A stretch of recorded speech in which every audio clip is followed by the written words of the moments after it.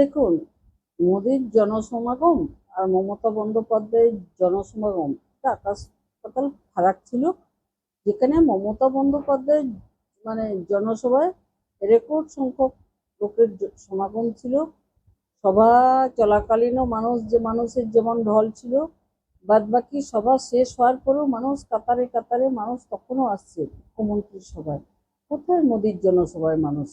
বাইরে থেকে কিছু মানুষকে নিয়ে এসছে।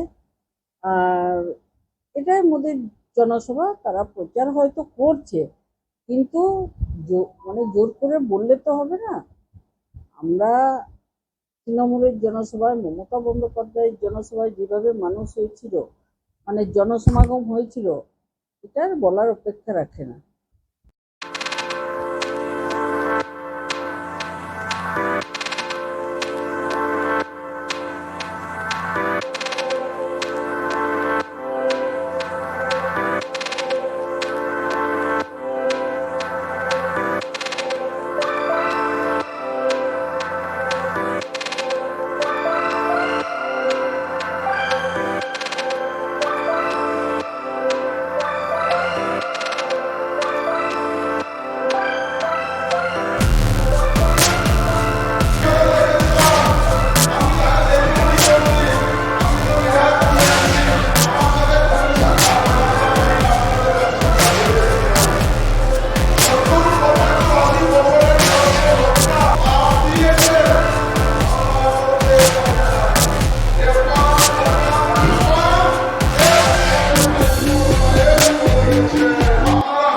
এখন দেখুন, সামনে অষ্টাদশ লোকসভা নির্বাচন এবং আগামী 25শে মে এই ঝাড়গ্রাম লোকসভা কেন্দ্রের নির্বাচন।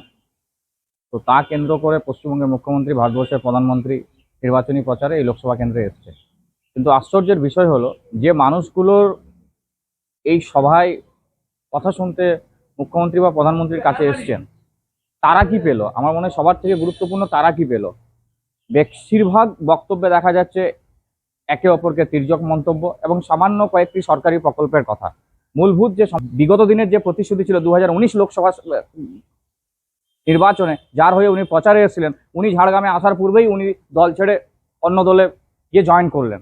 অর্থাৎ কোথাও না কোথাও যে মানুষের যে আশা, যে উচ্চাকাঙ্ক্ষা, যে প্রধানমন্ত্রী, সেটা কিন্তু হচ্ছে না। শুধুমাত্র একে অপরকে জনসমর্থন দেখানোর চেষ্টা করছে, আমার পক্ষে এত লোক, তার পক্ষে এত লোক।